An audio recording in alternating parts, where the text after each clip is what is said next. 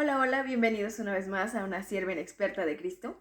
El día de hoy el tema es acerca de la persecución. Yo sé que había prometido esto la semana pasada referente al mártir de las catacumbas, pero la verdad es que intenté hacerlo en un solo video y era demasiado largo. O sea, estamos hablando de como media hora y eran muchos temas a tocar. Así que por lo tanto decidí tomar toda esta semana para hablar acerca del tema de la persecución de los cristianos. ¿Por qué los cristianos son tan perseguidos?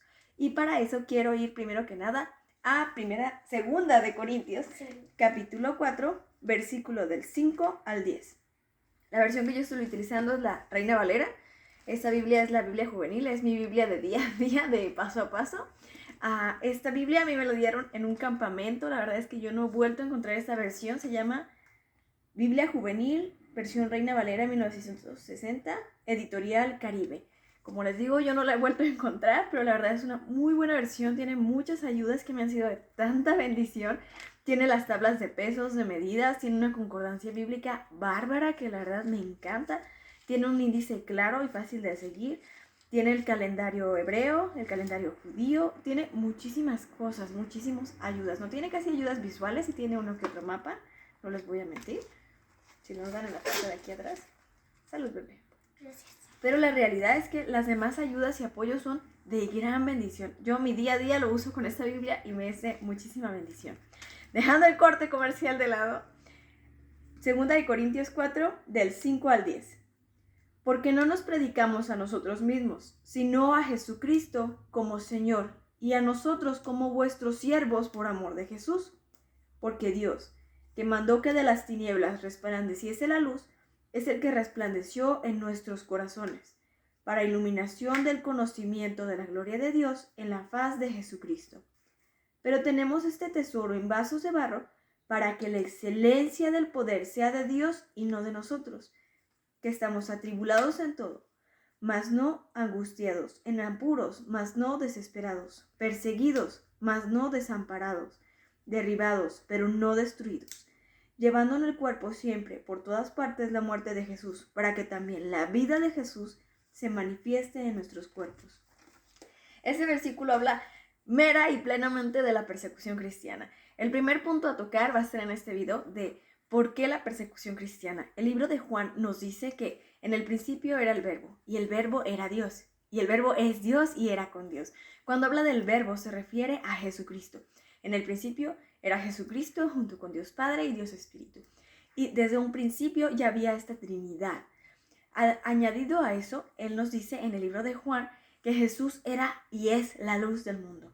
Más adelante Él nos dice que los hombres rechazaron la luz, que la luz vino a los hombres, pero los hombres, o sea, los seres humanos, rechazaron esta luz porque amaron más las tinieblas, porque en las tinieblas no eran expuestas sus malas obras.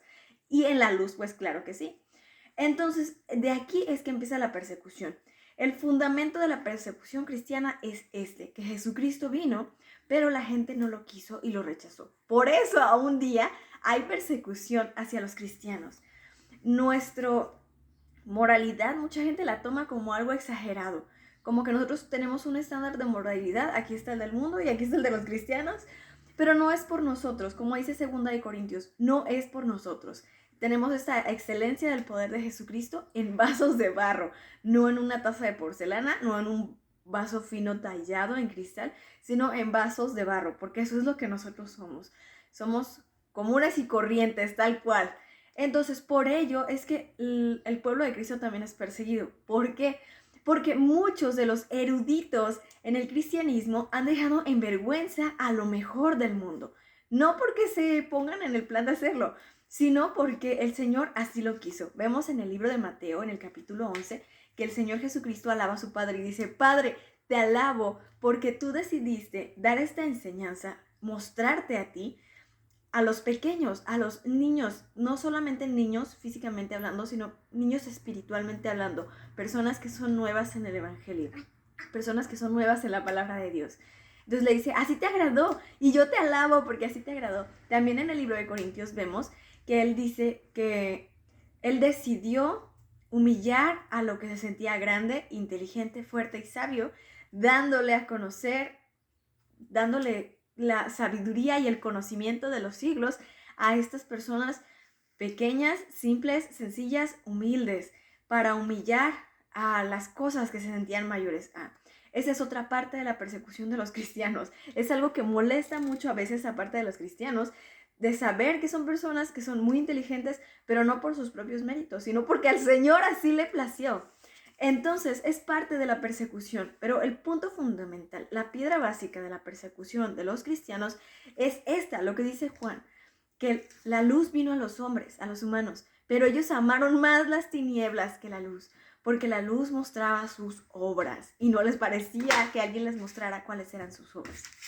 Así que esta semana vamos a estar hablando acerca de eso. Nuestro punto fundamental va a ser 2 Corintios capítulo 4, de los versículos, como ya los leímos anteriormente, del 5 al 10. También tengo unas palabras de esperanza y de ánimo para aquellos que están pasando por persecución y espero sea de bendición. Entonces, aquí nos estaremos viendo toda la semana y entendamos que la luz vino a los hombres, pero los hombres amaron más las tinieblas que la luz.